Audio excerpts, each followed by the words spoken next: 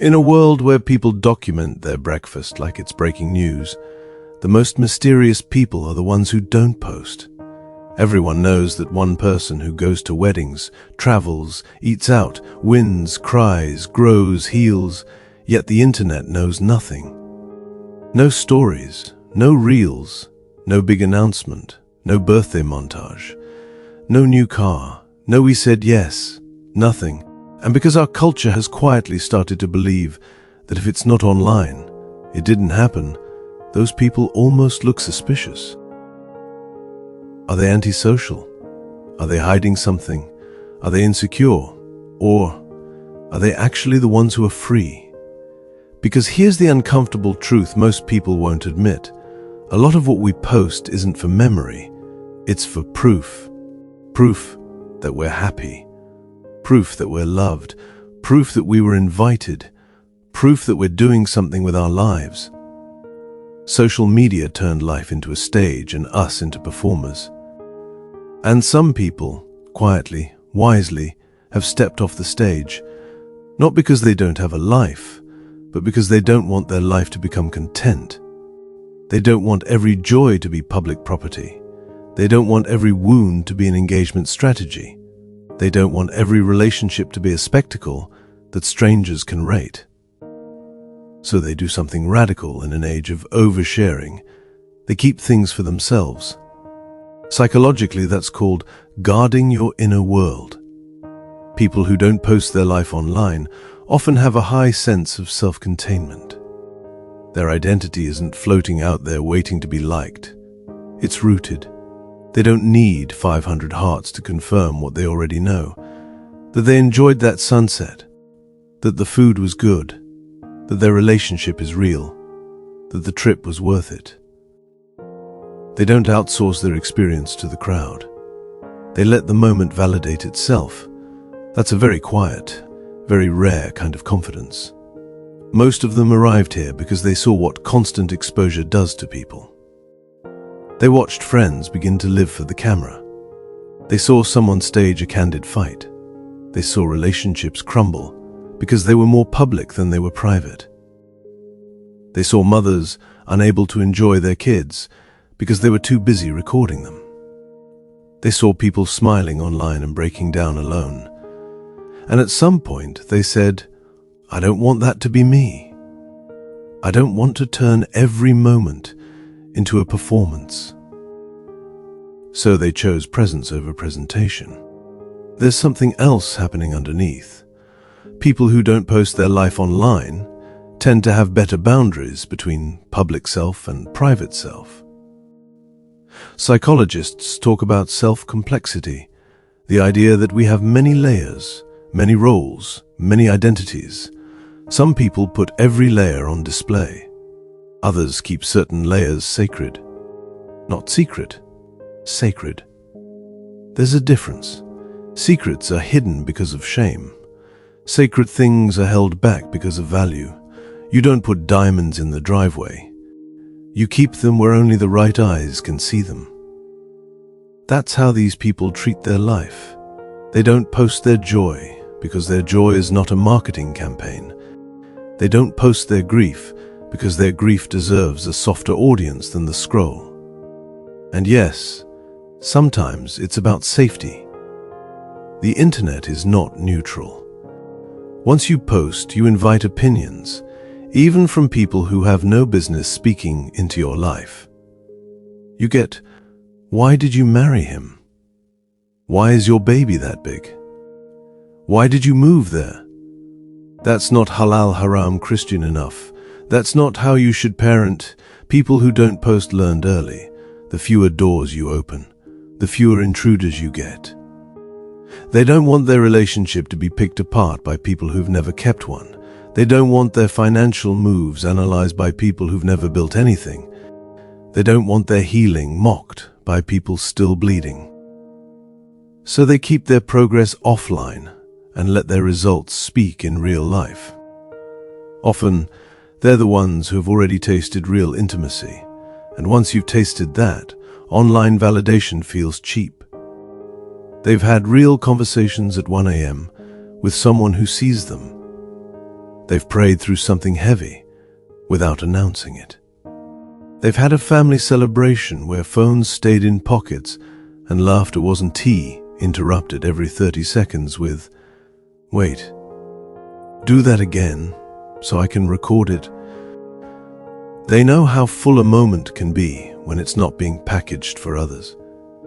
And because they've experienced that depth, the shallow version doesn't tempt them. Another big piece of this is performance fatigue. Constant posting turns life into a never-ending audition. You become the curator of yourself. You start asking, is this postable? Instead of, is this meaningful? People who step away from that are often the ones who got exhausted. They noticed that they started doing things just because it would look good. Buying, traveling, hanging out with certain people, going to certain places, all edited and uploaded. That's not living. That's producing. They got tired of turning from a human being into a content factory. So they unplugged. Maybe not fully, but enough to say, my real life will not be the slave of my online life. There's also a psychological motive called internal validation. Some people are taught from childhood, do it even if no one sees, clean your room even if nobody praises you, study even if nobody posts you, give even if nobody thanks you, pray even if nobody claps. Those people grow up less thirsty for audience. They can enjoy a good meal without sharing it. They can travel without tagging a location. They can get married without posting every step of the wedding. They can build a business quietly, then show up with results. To some, that looks secretive. In reality, it's powerful. A life that doesn't need applause can move faster, freer, and quieter. Now, let's flip it. Sometimes people accuse non-posters of not being proud, especially in relationships. If he really loved you, he'd post you. If she was proud of you, she'd show you off. And yes, sometimes people hide partners online for the wrong reasons. But not always. A lot of emotionally mature people refuse to post their relationship every day because they know the internet can't hold sacred things. The moment you upload your love life, you open it to comparison. Why don't we look like them? Why didn't we get that proposal? Why didn't we get that decor? People who don't post are often choosing to protect the bond from becoming a performance. They want a relationship that is loved in real life, not admired online and lonely behind the camera. Also, let's talk about shadow watching. Today, people collect your information like a file. They watch what you buy, who you're with, where you work, who hurt you. Not to celebrate you, but to monitor you, to compete, to gossip, to pray against you. People who don't post are aware of that, especially in close-knit circles. They've had experiences where a private thing got out because of a picture. They've seen jealousy ignite because of a simple story. They've seen people copy their ideas. So they adopted a new rule: move in private, show in public when it's done. By the time the world hears about it, it's too late to stop it. Spiritually, too, there's an angle. Many faith traditions warn against doing good just to be seen. Today, social media tempts us to display everything: charity, prayer, worship, kindness, suffering. People who don't post their life online sometimes do it to protect sincerity. They don't want to help someone and then film it. They don't want to cry in prayer and then upload it. They don't want to turn their healing into a trend. They want some things to be between them and God. That doesn't mean everyone who posts is insincere. It just means some people don't trust themselves enough to mix the two, so they keep their devotion private to keep it real. Another reason people who don't post often value real-time connection over digital performance. Have you noticed? They're the ones actually talking at the table, not filming.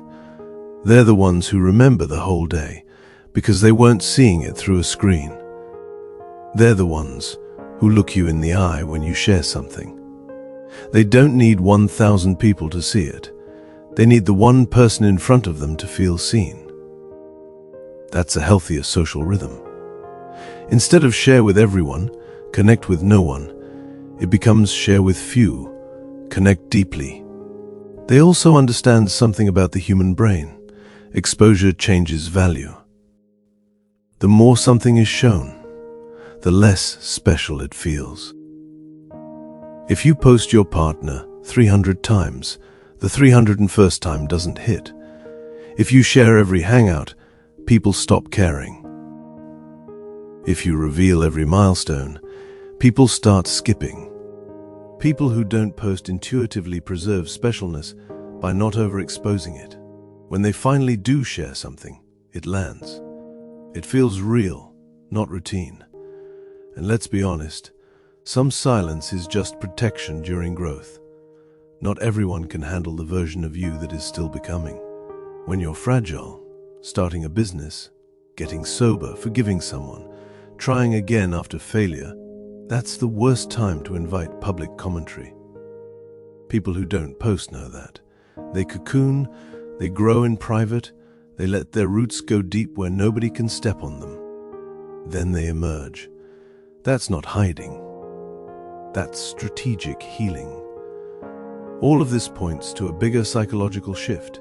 People who don't post their life online have separated visibility from worth. That's the real power.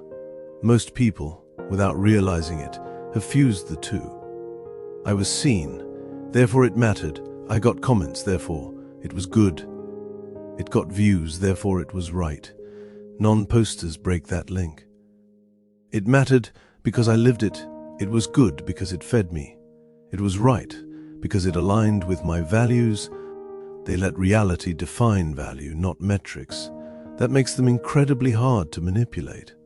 Does that mean they never get lonely? No. Even private people get lonely. But their loneliness is different. It's not, I wish more people saw me. It's, I wish the right people knew me. That's why you'll see them invest in a few deep friendships, offline communities, safe family spaces. They're not anti-connection. They're anti-audience. They don't want to be watched. They want to be known. So what can we learn from them? First, that not everything needs to be shared to be real. Some of your best days can live only in your memory. Some of your answered prayers can stay only in your journal. Some of your family laughter can exist only in your living room. And guess what? That makes it purer. Second, that growth happens better without spectators. If you're always performing, you're always editing. Real change needs privacy. Third, that peace increases when opinions decrease. The fewer people that know your every step, the fewer voices you have to filter. If you're listening to this and thinking, I post everything, I don't even know why anymore, this is your gentle permission to pull back. You don't have to announce your every move. You don't have to prove your happiness. You don't have to upload your relationship to validate it. You can be madly in love, deeply healed, financially stable, spiritually awake, and the internet never has to know. Your life can be good without being public. Your joy can be real without being consumed. People who don't post their life online aren't behind. They're not boring. They're not out of the loop. Many of them are simply ahead of the curve. They saw where this constant exposure leads: comparison, envy, performative friendships, parasocial drama, and they chose another path. A quieter one, a healthier one, a more human one. The world keeps screaming, "Look at me," they whisper. "I'm living, not performing." And in a noisy, hungry, attention-sick culture, that whisper is the strongest voice in the room.